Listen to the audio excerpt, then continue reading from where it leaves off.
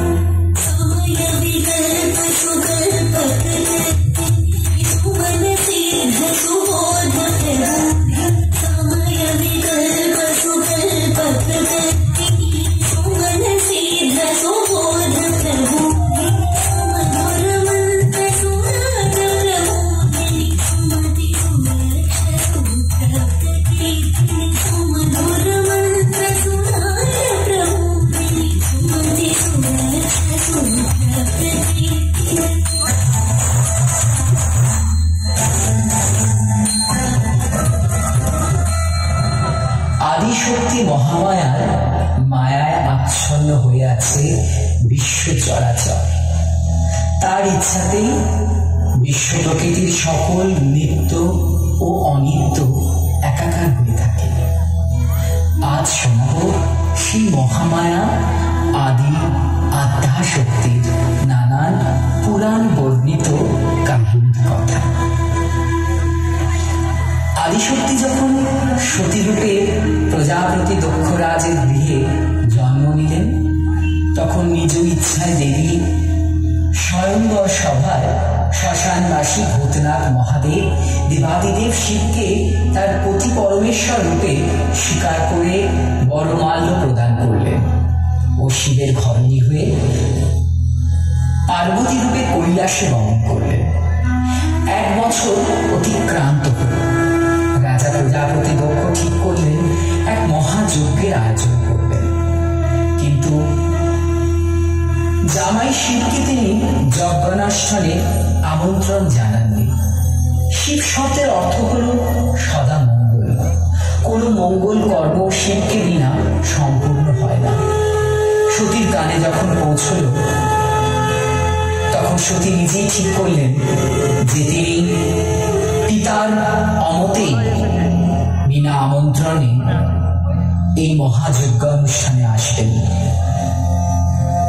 এবং তিনি সে কথা মহাদেবকে জানালেন। দেবাদিদেব মহেশ্বর বাধা দিয়ে সতীকে বললেন, দাঁড়াও সতী, তুমি পিতার বিনা আমন্ত্রণে ওখানে যেতে পারো না, তাতে তোমার অকল্যাণ হবে সতী। উত্তরে সতী ক্রুদ্ধা হয়ে বললেন, দেবাদিদেব, আপনি কি আমার আসল রূপ ভুলে গেছেন? আমি কে? আমার স্বরূপ কি আপনার স্মরণে নেই? আমি আদিশক্তি মহামায়া। আপনি বিস্মৃত হয়েছেন বুঝি আমার 10 মহাবিদ্যা রূপের কথা? আমি কালী, আমি তারা, আমি ত্রিপুরা সুন্দরী, আমি ভুবনেশ্বরী, আমি ভৈরবী, আমি আবার ছিন্নমস্তা, আমি মাতঙ্গী, আমি ধূমাবতী, আমি বগলামুখী, আমি আবার কমলা।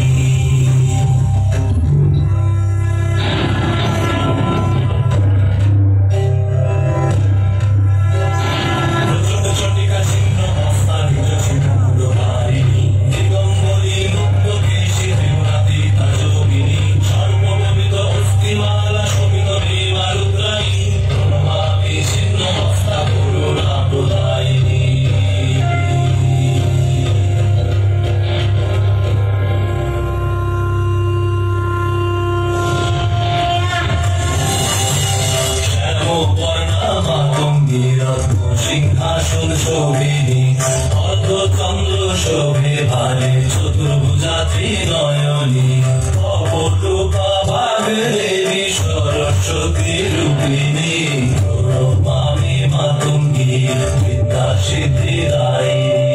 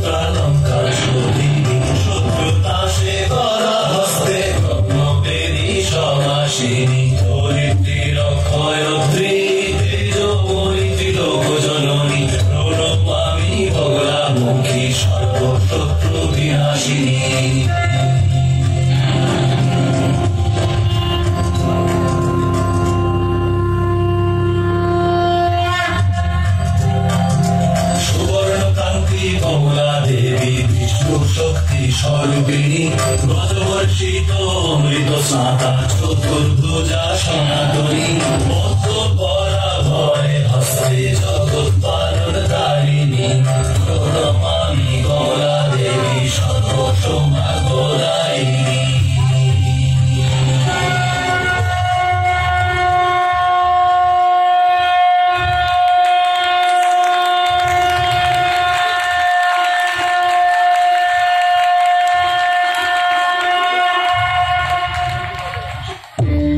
মহাদেবের সমস্ত অনুরোধ তুচ্ছ করে দেবী সতী চলে গেলেন পিত্রালয়ে যজ্ঞানুষ্ঠানে।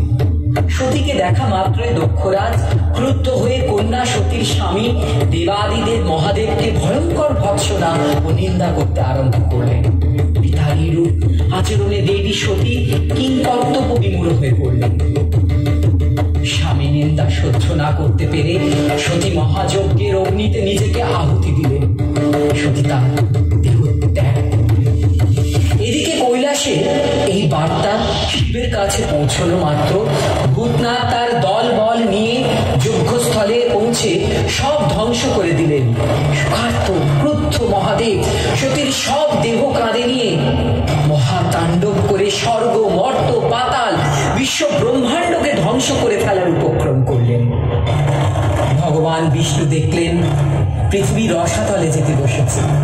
বিষ্ণু তখন সুদর্শন চক্র দ্বারা দেবী সতীর দেহ খণ্ড খণ্ড করে মহাদেবের শোক ক্রোধকে সংযত করলেন। সতীর দেহ নানা স্থানে ছড়িয়ে পড়তে লাগল এবং এইভাবে আদি শক্তি সর্বমোট 51টি খণ্ডে বিভক্ত হয়ে মর্তলোকে ছড়িয়ে পড়লেন এবং সেই সকল স্থানে দেবী পীঠ নামে প্রসিদ্ধ হল।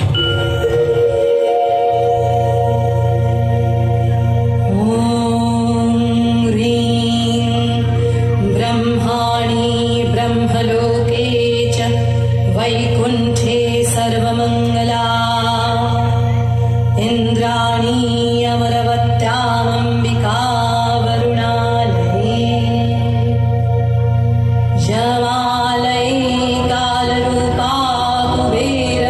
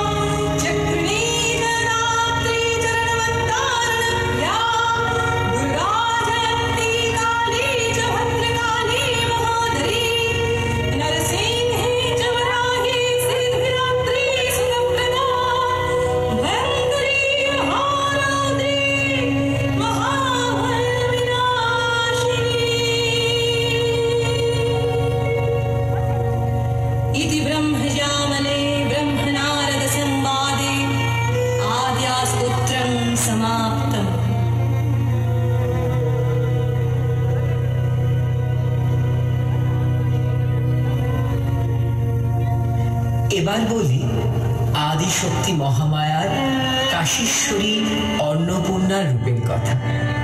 একদিন কৈলাসে মহাদেবের সঙ্গে পার্বতীর তুমুল অশান্তি বাঁধল। আমাদের মানব জীবনে যেমন দাম্পত্য কলহ হয়, ঠিক তেমনই স্বামী মহাদেবের সঙ্গে স্ত্রী পার্বতীর কলহ বাঁধল। শিব বললেন, আমি এই সংসারে আর থাকবো না পার্বতী, আমি মরতে গিয়ে ভিক্ষা করে খাবো, তবু তোমার অন্ন গ্রহণ করব না। এই বলে দেবাদিদেব মর্তধামে ভিক্ষা করতে লাগলেন। কাশীতে এসে মহাদেব শুনলেন কাশীশ্বরী কোনো এক পরমা সুন্দরী রমণী নাকি সকলকে প্রচুর প্রচুর পরিমাণে ভিক্ষা দান করছে। মহাদেব কাশীশ্বরীর দ্বারস্থ হয়ে বললেন, ভবতি ভিক্ষাং দেহি, ভবতি ভিক্ষাং দেহি, ভবতি ভিক্ষাং দেহি। মহাদেব এবার পার্বতীকে চিনতে পারলেন। পার্বতী তাকে ফেরাতেই কাশীশ্বরী অন্নপূর্ণার রূপ ধারণ করে সকলকে অন্ন দান করছেন। আদিশক্তি আর এক রূপ, অন্নপূর্ণার প্রতিষ্ঠা।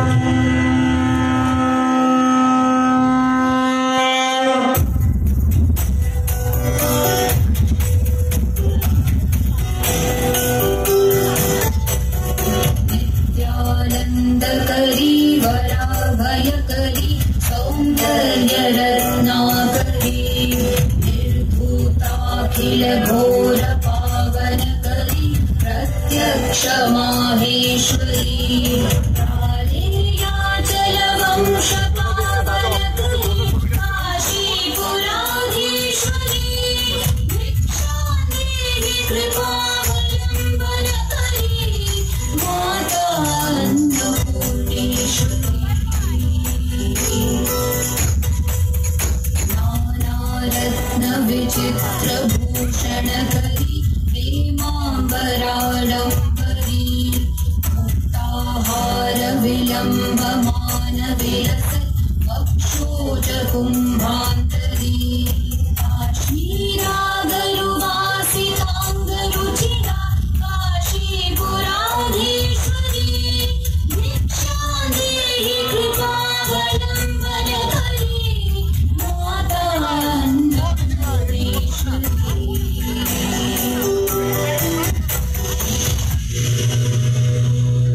নবরাত্রিকালে আদিশক্তি মহামায়া নবদুর্গা রূপে প্রতিষ্ঠিতা হন। আদিশক্তি নবদুর্গা রূপে প্রথমাং শৈলপুত্রিণী, দ্বিতীয়াং ব্রহ্মচারিণী, তৃতীয়াং চন্দ্রঘণ্টেতি কুষ্মাণ্ডেয় চতুর্ধকম, পঞ্চমাং স্কন্দমাতেতি, ষষ্ঠাং কাত্যায়নী চ, সপ্তমাং কালরাত্রিতি, মহাগৌরীতি চাষ্টমাং, নবমাং সিদ্ধিধাত্রিতি, নবা দুর্গা প্রতিষ্ঠিতাং, নবা দুর্গা প্রতিষ্ঠিতাং, নবা দুর্গা প্রতিষ্ঠিতাং।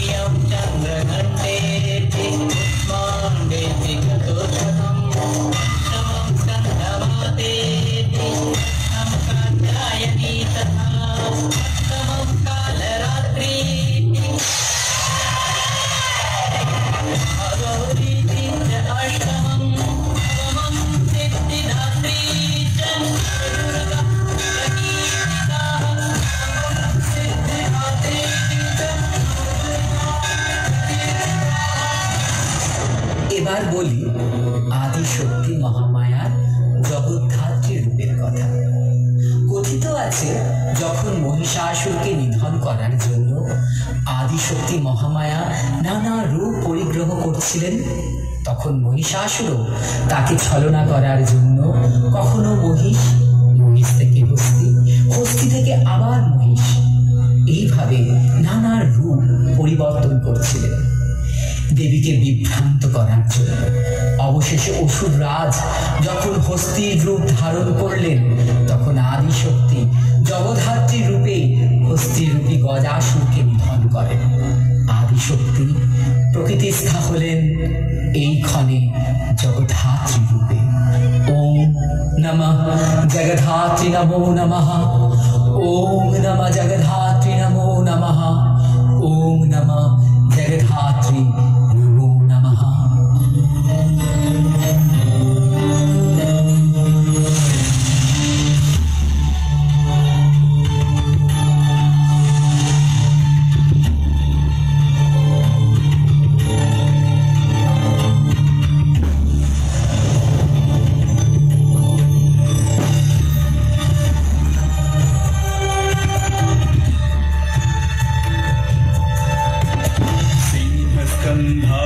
संरूढं नानालङ्कारभूषितं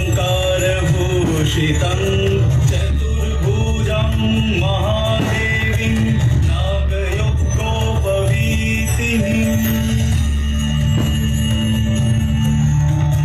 शङ्खशारं समायुक्त वामपाणिद्वयान्वितं चक्रं च पञ्चबाणांश्च दक्षिणे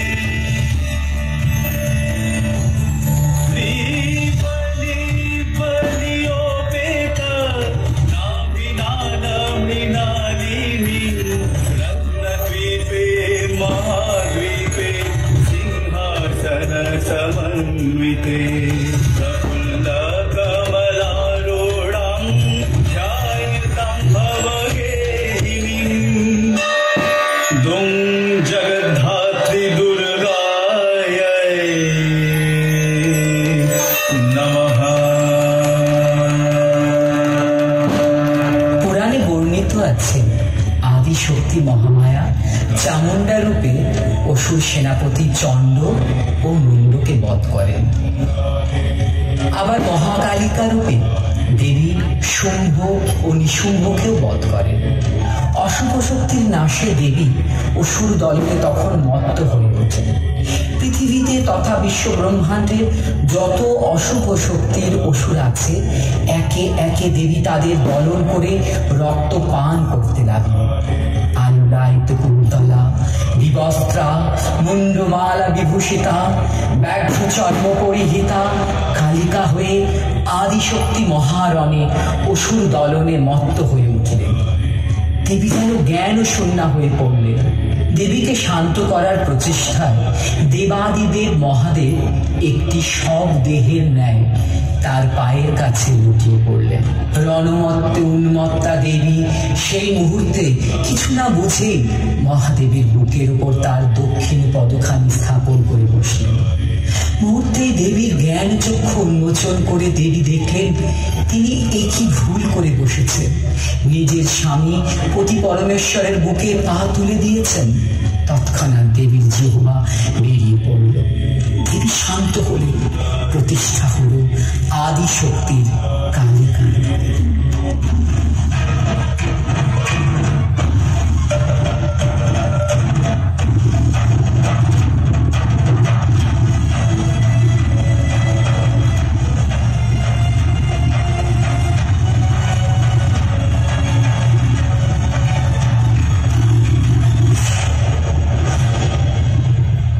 ओंकार शवाडूरे नील नील जलोचने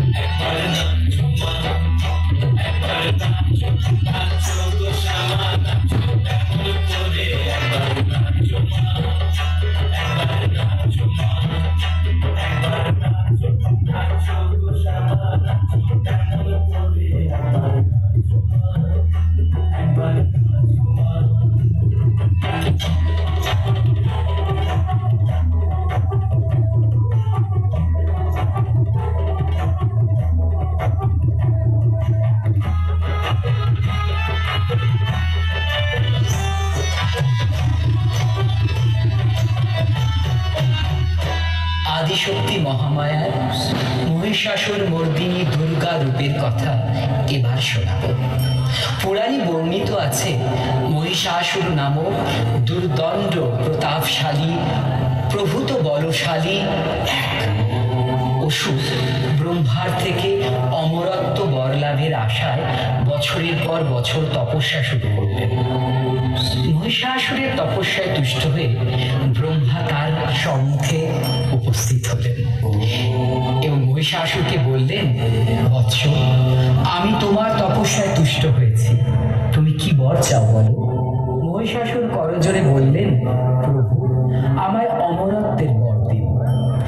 ব্রহ্মা বললেন, অসম্ভব, অমরত্বের বর আমি তোমায় দিতে পারবো না, তুমি অন্য কিছু বর চাও মহিষাসুর। এবারে মহিষাসুর বললেন, প্রভু, এই বিশ্ব ব্রহ্মাণ্ডের কোনো পুরুষ যেন আমার বধ করতে না পারে। ব্রহ্মদেব বরহা ভয় তুলে বললেন, তথাস্তু বৎস। ব্রহ্মার বর পেয়ে মহিষাসুর ত্রিলোক বিজয় করার পরিকল্পনা করতে লাগলেন। স্বর্গে দেবতারা আনন্দে সর্বদা মশগুল, নৃত্য গীতের মায়ায় তারা আচ্ছন্ন। রম্ভা, উর্বশী, মেনকা, দেব অপ্সররা, দেবরাজ ইন্দ্র সহ সকল দেবতাদেরকে মনোরঞ্জন করেন।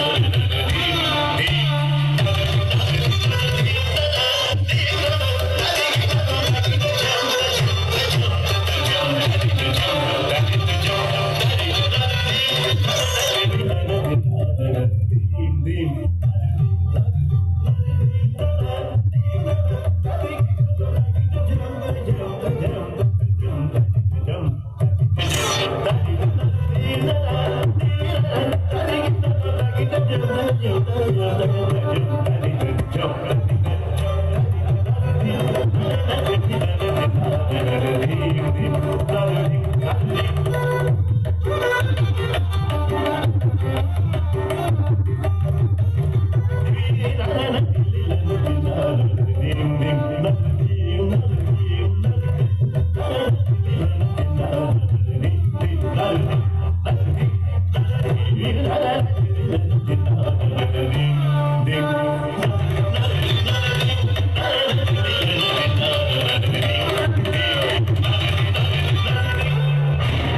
এক মুহূর্তে অসুররাজ মহিষাসুর স্বর্গরাজ্য আক্রমণ করে বসল এবং সমস্ত দেবতাদের পরাজিত করে বন্দী করলেন।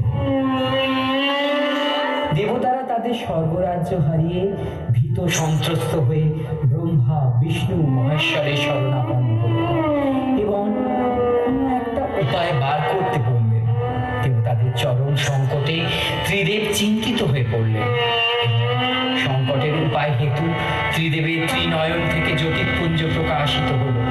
সেই জ্যোতিপুঞ্জ সমস্ত মেদিনী আকাশ বাতাসকে মুখরিত করে এক মহা আলোক রাশির সৃষ্টি করল। সেই আলোক রাশির মধ্যে বিরাজমানা হলেন আদি শক্তি মহামায়া দশপ্রহরণধারিণী দুর্গা। সেই অপরূপ তেজময়ী নারী হলেন মহিষাসুর মর্দিনী দেবী দুর্গা। তার সৌন্দর্য ও সৌন্দর্যের প্রকাশ আলোকিত হয়ে সমস্ত স্বর্গরাজ্য আলোকিত করে তুলল। দেবতারা সকলে দেবীর স্তব গান গাইতে লাগলেন।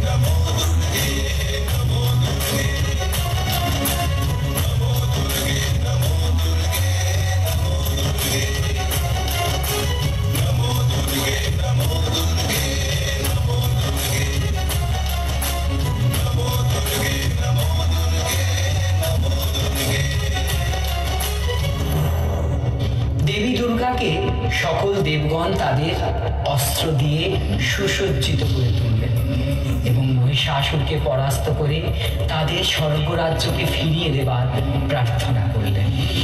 দশপ্রহরণধারিণী দেবী দুর্গা মহিষাসুরকে নিধন করার জন্য প্রস্তুত। দেবী শঙ্খধ্বনি নিনাদিত করতে লাগলেন। মহিষাসুর রণক্ষেত্রে এসে দেখলেন এক পরমা সুন্দরী রমণী নানা অলঙ্কারে ভূষিতা হয়ে সিংহের উপর উপবিষ্টা হয়ে আছে। মহিষাসুর বললেন, হে দেবী, তোমার মতন পরমা সুন্দরী রমণী আমি কখনো দেখিনি। তোমার সঙ্গে যুদ্ধ করতে আমি পারব না। দেবী, তুমি বরং আমাকে বিবাহ করো। আমি তোমাকে অসুর কুলপতি মহিষাসুরের স্ত্রীর সকল সম্মান প্রদান করব। দেবী দুর্গা অট্টহাসি প্রয়োগে ত্রিভুবন কাঁপিয়ে বললেন, ওরে মূর্খ, ওরে অর্বাচীন, আমি তোকে বধ করতে এসেছি, সন্ধি করতে নয়। তবুও তুই যদি বিবাহ করার জন্য এতই বাসনা রাখিস তো আমার সঙ্গে যুদ্ধ কর এবং আমাকে যুদ্ধে পরাস্ত কর। যদি তুই যুদ্ধে আমাকে পরাস্ত করতে পারিস তবেই আমি তোকে স্বামী রূপে গ্রহণ করব। এরপর শুরু হলো দেবী দুর্গা ও মহিষাসুরের মহাযুদ্ধ।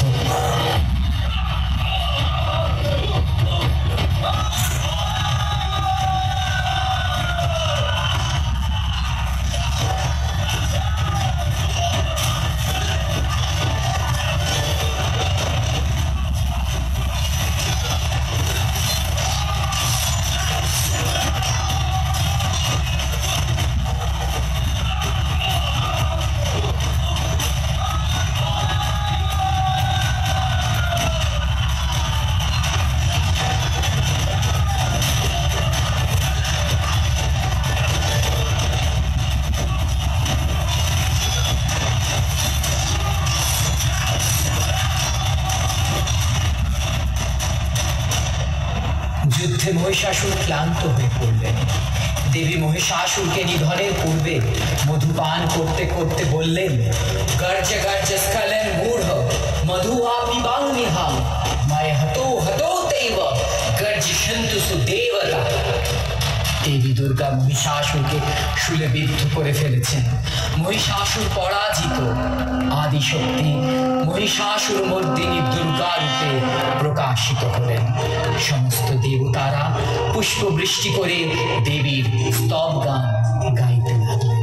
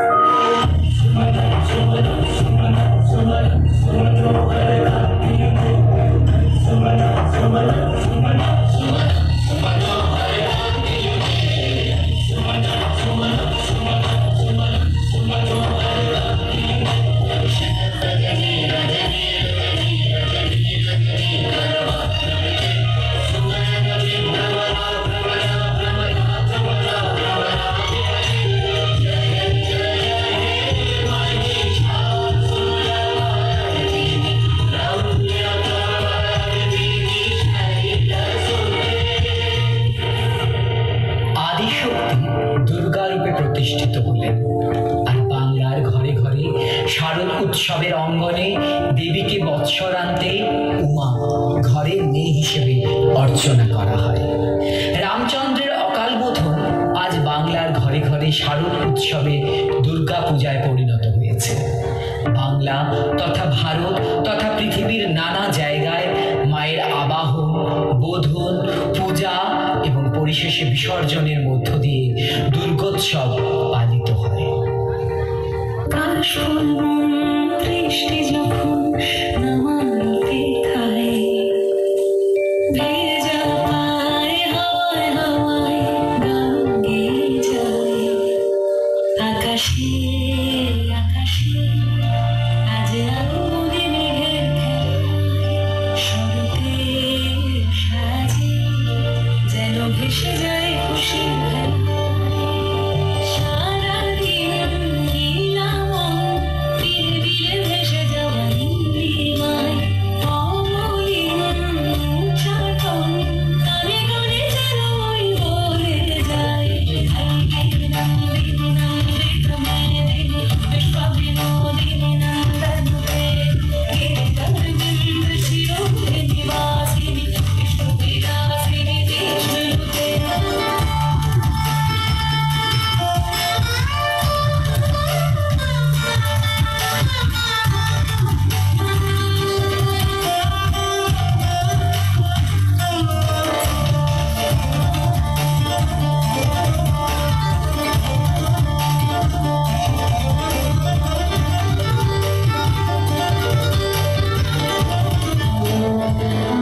শক্তির কথা কিন্তু আসলে ভারতবর্ষের নারী শক্তির কথা।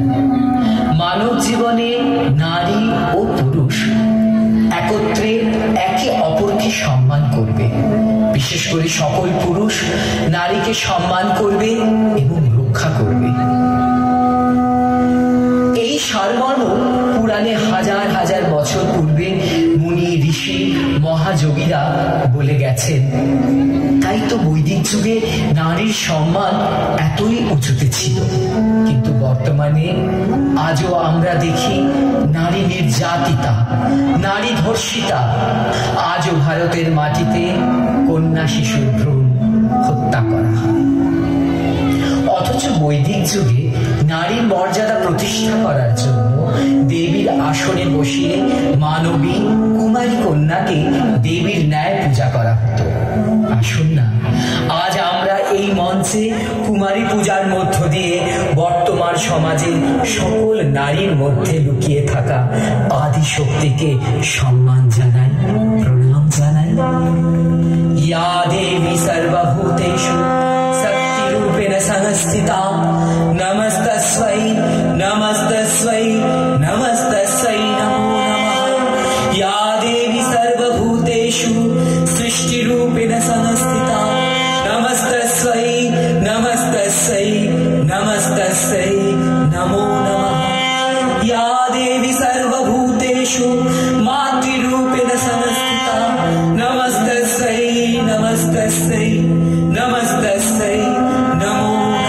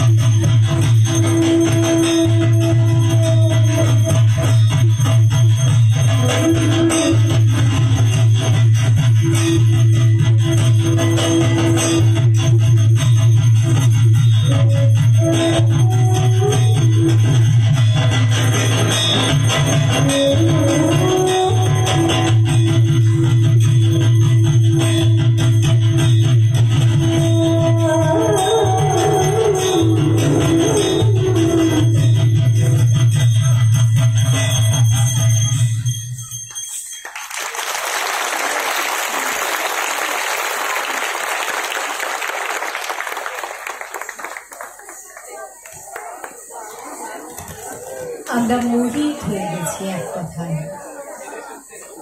কল্পনা কত্থক কলাকেন্দ্রের নিবেদনে আদি শক্তির এই নৃত্যরূপ আমাদেরকে মোহিত করেছে। পরিচালনায় ছিলেন শিল্পী অমিত দত্ত। আরেকবার সবাই মিলে একটা বড় করে করবেন প্লিজ, সবাই মিলে।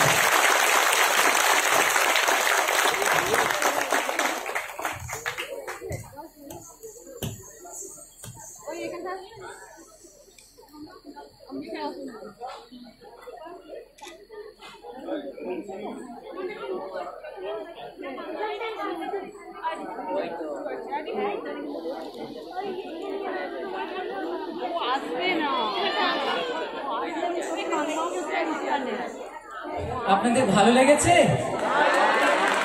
দুদিন ধরে আসছি যাচ্ছি, কোথায় কি হবে না হবে দৌড়ি করে একটা কিছু নিবেদন এখানে করা গেল।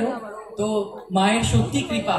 অন্যান্য দিন যেভাবে গরম থাকে, কষ্ট থাকে, কাজ করা যায় না, আজ কিন্তু অনেকটা ওয়েদার ঠিক আছে, কোনো রকম ভাবে কোনো অসুবিধে হয়নি আমাদের। মাকে প্রণাম জানাই। গত বছরও আমি অনুভব করেছিলাম মায়ের অবস্থান এখানে, এবারেও অবস্থান অনুভব করেছি অন্তর থেকে। এবার আমার ছেলেমেয়েরা একটু তাদের পরিচয় করায়। ওরা অনেক কষ্ট করে প্র্যাকটিস করে, প্রতিদিন বকা খায়, কিন্তু নিয়মিত তারা প্র্যাকটিস করে, নাচে, নৃত্যের অভ্যাস করে। একটু পরিচয় করাই ওদের সঙ্গে। জয়ন্তী চক্রবর্তী আমার সবচেয়ে সিনিয়র ছাত্রী, বয়স 65, সবচেয়ে সিনিয়র ছাত্রী 65, জয়ন্তী দিন। 3 জেনারেশন, মানে উনি, ওনার কন্যা কোথায় গেল, এই যে কন্যা, এ একজন, ও ব্যাঙ্গালোর থেকে এসছে এই প্রোগ্রামটা করতে। ব্যাঙ্গালোরে কগনিজেন্টে একজন সফটওয়্যার ইঞ্জিনিয়ার ও, আর ওর কন্যা, এই তিন জেনারেশনই আমার ছাত্রী, আমার কাছে নাচ শেখে। অনিশা চক্রবর্তী, সমৃদ্ধি চৌধুরী, সপ্তবর্ণা আলী, সৌতিশা চক্রবর্তী, দেবারতী মৈত্র, অনুপমা চ্যাটার্জি, অন্বেষা বিশ্বাস, সৃষ্টি কর, প্রিয়াঙ্কা চক্রবর্তী, রাধিকা সাহা, স্নেহা চক্রবর্তী, অদ্রিজা সর্দার, পায়েল আউশ, আরমিতা ঘোষ, মিতা পাল, মেঘনা রায়, অদ্রিতা দত্ত, প্রিয়াঙ্কা বাগ, শরণ্যা ঘোষ, পায়েল বাগ, অনুশ্রী চক্রবর্তী। আর কেউ বাকি নেই তো?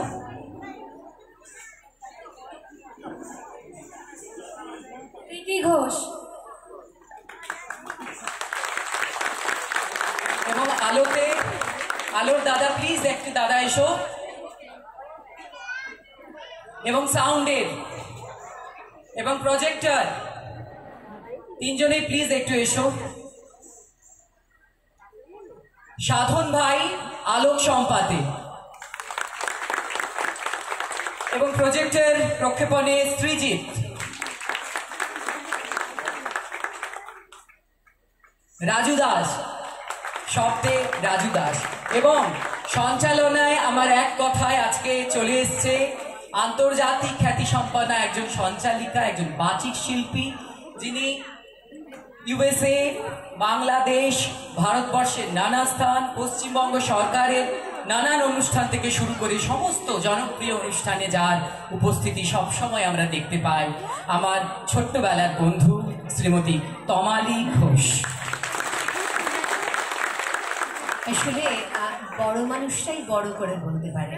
ও যে এত বড় গুণী, কি বলবেন, তো স্বয়ং রাষ্ট্রপতির সামনে নৃত্য নির্মিতি মানুষকে মুক্ত করেছে। সেরকম যে কোনো বড় অনুষ্ঠানে, যে কোনো বড় ডান্স ফেস্টিভ্যালে, সে ভারতবর্ষের যে কোনো প্রান্তে হোক এবং ভারতবর্ষের বাইরে, তাই আমি শুরুতেই কিন্তু ওকে আন্তর্জাতিক খ্যাতিসম্পন্ন শিল্পী বলেছি। অমিতাভ নিষ্ঠা, চর্চা, অনুশীলন, এটা নিয়ে সিম্পলি আমাদের প্রতি মুহূর্তে শিখতে হবে। এই ডেডিকেশনটা ভীষণ দরকার।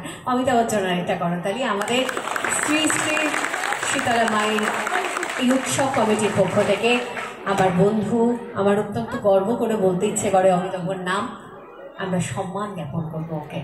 আমি অনুরোধ করব উৎসব কমিটির পক্ষ থেকে শিল্পী অমিতাভ দত্তকে বরণ করে নেওয়ার জন্য। আর এই ঘরোয়া পরিবেশটা তো একদম চলে গেছে, তাই না? মন্দির অঙ্গনে বসে আপনারা অনুষ্ঠান শুনছেন, এটা কিন্তু এখন বিরল। তাই আপনাদের জন্য একটা করতালি হবে প্লিজ, আপনাদের জন্য। আপনারা দিনে আমরা কিন্তু একেবারেই ফিকে, আমাদের অস্তিত্বটাই কিছু নেই। মঞ্চে অনুষ্ঠান করছি অথচ সামনে আপনারা নেই, সেটা হয় না, সিম্পলি সেটা হয় না। তাই আপনাদের আবারও সম্মান, শ্রদ্ধা। আর সেই বলে কল্পনা কত্থক কলা কেন্দ্রের প্রত্যেকটা শিল্পীর অসাধারণ নিবেদন, ওদের জন্য একটু বড় করে করতালি হোক। কাকিমা রয়েছে, এবার প্রকাশ দাস, যার দীর্ঘদিনের এই প্রচেষ্টা এইরকম একটা সুন্দর অনুষ্ঠান আপনাদের উপহার দেবেন বলে, আপনাদের ঘরের মানুষ, আমি আর আলাদা করে কি বলবো, কিন্তু আমরা যেটুকু দূর থেকে শুনেছি এই অনুষ্ঠানটাকে নিয়ে তার চিন্তা ভাবনা পরিকল্পনা, সেই মাননীয় প্রকাশ ঘোষ মহাশয়কে আমি ডেকে নিচ্ছি এবং আমাদের তরফ থেকে প্রকাশদার জন্য অনেক অনেক ধন্যবাদ এবং শুভেচ্ছা জানাই। আমাদের শিল্পী অমিতাভ দত্ত এবং টোটাল টিমের জন্য তিনি সম্মান জানাবেন উৎসব কমিটির পক্ষ থেকে মাননীয় প্রকাশ ঘোষ এবং গৌতম দা রয়েছে। এই কমিটির অনেকেই রয়েছেন, গৌতম বাবুকেও আমি ডেকে নিচ্ছি।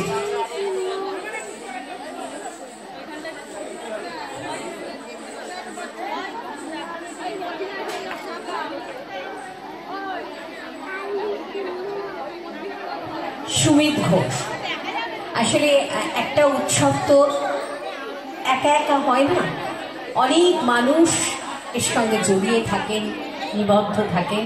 সেরকমই উৎসব কমিটির সকলের নাম হয়তো আমি জেনে উঠতে পারিনি। গৌতম বাবু, সুমিত বাবু, প্রকাশ দা সবাইকেই বলবো আপনারা আসুন আমাদের কল্পনা কত্থক কলা কেন্দ্রের এই নিবেদন, যার জন্য উপহার পেলেন সেই শিল্পী অমিতাভ দত্তকে সম্মান জ্ঞাপনের জন্য। মায়ের মন্দির অঙ্গনে সম্মান, এটা বোধহয় অনেক পাওয়া জীবনে।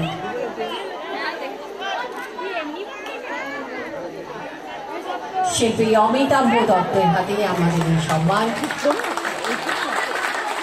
প্রথমে উত্তরীয় পরিয়ে শিল্পীকে আমাদের উষ্ণ অভিনন্দন, তারপর সংস্কৃতির ঐতিহ্য পুষ্পের মধ্যে দিয়ে, এরপর সুমিত ঘোষ পুষ্পস্তবক তুলে দিচ্ছেন।